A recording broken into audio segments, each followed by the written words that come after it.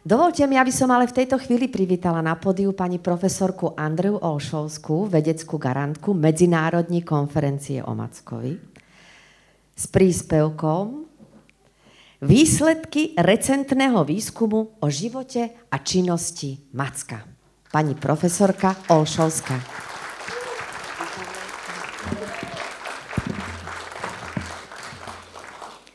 Vážené dámy, vážení páni, ja veľmi pekne ďakujem za tento priestor, ktorý je venovaný Mackovi a súčasne ďakujem organizátorom a aj vám všetkým, že ten najväčší dar, ktorým je váš čas, venujete nám všetkým. Srdečne vás vítam a ďakujem veľmi pekne aj za slovo.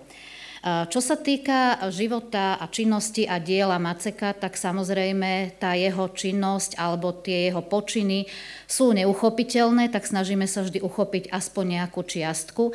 A keďže Macek bol, stále je a bude, takže nachádzame ho v rôznych oblastiach, v rôznych krajinách, pri rôznych činnostiach.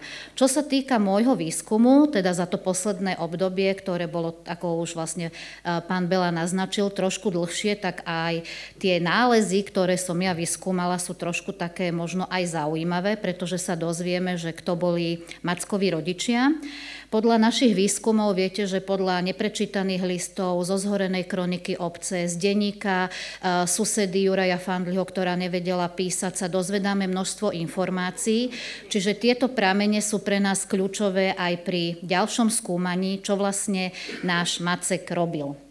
Takže čo už vieme, už z predchádzajúcich ročníkov o Mackovi sme sa dozvedeli nespočetné množstvo informácií. Bol na Sibíri, bol v Amerike, bol na Madagaskare s Móricom Beňovským.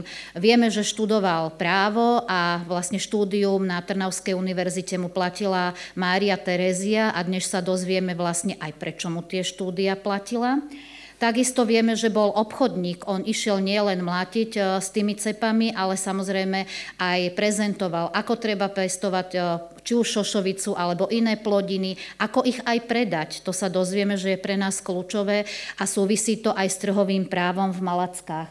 Vieme, že bol teda aj agronóm, aj hudobník, teoretik umenia, cestovateľ, jazykovedec a čo je najdôležitejšie, bol motivátorom rôznych vynálezov. Čiže ako nestihol prísť tým vynálezom, ale vždy bol ten, ktorý bol tým iniciátorom, čo je veľmi dôležité.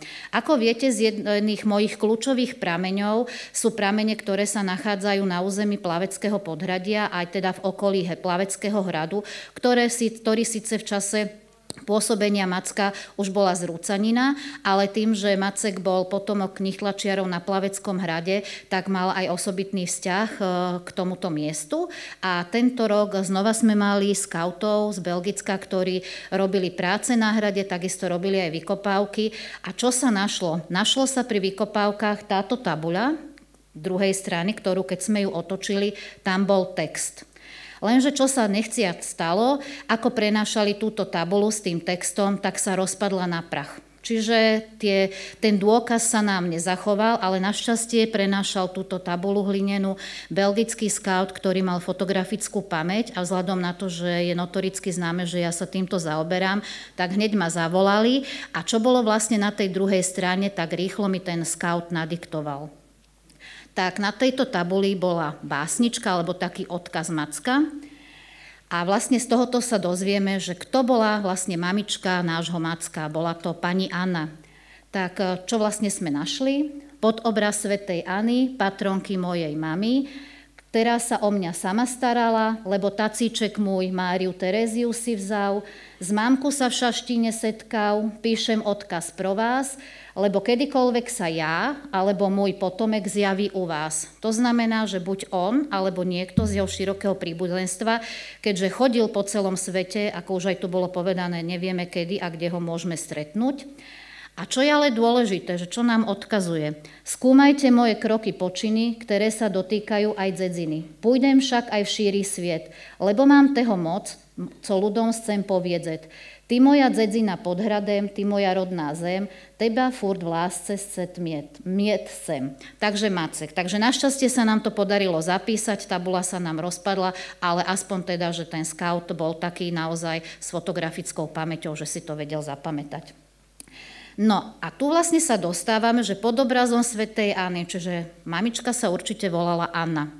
Kedy sa narodila, vieme zistiť z matriky Sološnici, obce, vlastne, ktorá susedí s Plaveckým podhradím. Plavecké podhradie nemá takéto zápisy starých matrik, tak asi obyvatelia Plaveckého podhradia boli spísaní v matrikách obce Sološnica. A pravdepodobne, alebo teda takmer s istotou môžeme teda povedať, že otcom bol František Štefan Lotrinský, manžel Márie Terézie, a tu vlastne, prečo mu vlastne sme nevedeli pred 6 rokmi, prečo mu Mária Terézia vlastne platila to štúdium a podporovala ho a snažila sa mu teda pomáhať, takže už to vieme, že pre pokoj v rodine, keďže vieme, že František bol aj podnikateľom, obchodníkom, bankárom, polovníkom, čiže naozaj bol to taký všestranný a prakticky pragmatický človek, tak pre pokoj v rodine, keďže mal rád aj teda ženy, tak aj osobitný vzťah teda k Slovensku, k Záhoriu, takže preto mu vlastne tie štúdia platila Mária Terézia, alebo doteraz sme nevedeli, že prečo, ale teraz už vieme, pretože bol teda synom Františka Štefana Lotrinského. Tu je vlastne záznam z tej matriky obce Sološnica, takže toto je tá dvojstrana, ktorá je dostupná na internete. Tu je vlastne ten deň, júl v roku 1711 a tu vidíte hore Anna a tu je Macek. Takže vieme určite, že teda mamkou Macka bola pána Ani Macek, narodená v roku 1711. Vieme, že Macek sa narodil v roku 1747. A teraz je pre nás všetkých taká úloha, že teda či to Záhorie je také územie tých štátnikov, lebo máme dosť silnú paralelu a vlastne s takým pozadím života Tomáša Garrigua Masaryka.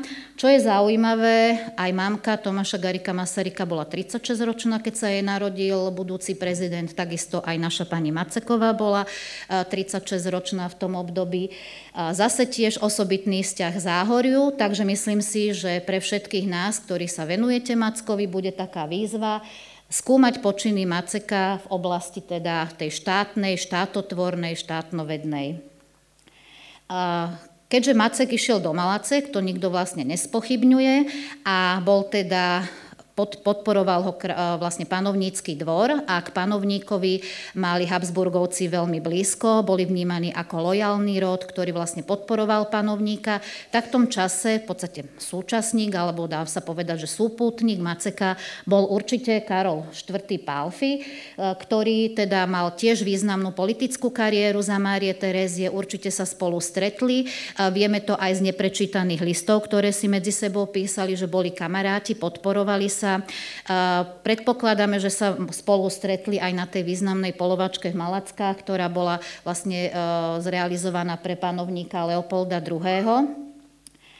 Čo je dôležité, tak Malacky mali privilegium trhov, jarmokov, 3 výročných jarmokov a potom trhov, ktoré sa konali každý týždeň vo štvrtok. A tu už vidíme ten prínos Macka, keďže vieme, že bol právnikom, bol niečím takým inovátorom, vedel, čo bude do budúcna a vlastne za jeho éry panovník toto právo potvrdil, ale zmenil deň konania trhov, teda pôvodne bola sobota a zmenil na štvrtok. A vlastne prečo?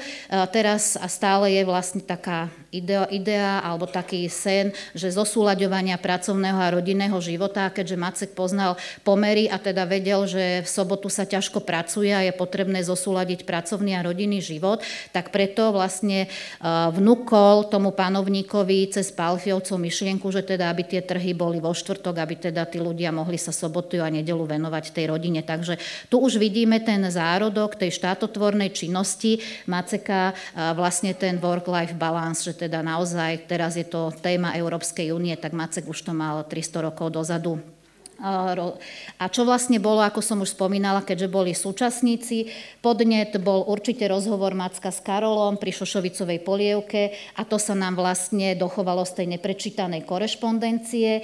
To, že vlastne Macek bol za tým trhovým právom, aj organizoval trhy, v podstate mal na starosti kontrolovanie tých cien, aby teda neboli tie ceny príliš vysoké, aby si ľudia mohli dovoliť kúpiť tieto potraviny alebo teda rôzne výrobky na trhu.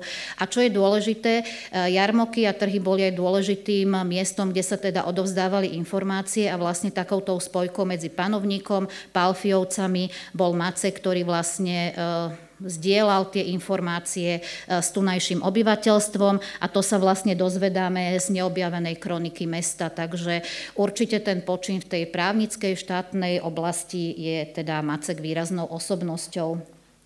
Keď už sme hovorili, že skúmajte teda tých mojich možno potomkov, možno príbuzných, takže určitá indícia v Plaveckom podhradí bol náš pán farár Macko. Tu ho vidíme s mojou maličkosťou, takže tiež sme a vlastne to, čo je dôležité v jeho spise, ktorý sa zatiaľ bohužiaľ medzičasom nejakým spôsobom záhadne stratil, tak očití svedkovia, ktorí nič nevideli, potvrdzujú, že Macek bol výslovne svojim nadriadeným poslaný do Plaveckého podhradia. My sme teda filiálka, takže bol teda pridelený do Plaveckého Mikuláša. Bohužiaľ spis sa stratil, svedkovia už nežijú a teda nič nevideli, ale je tu teda silná indícia. Ďakujem za pozornosť.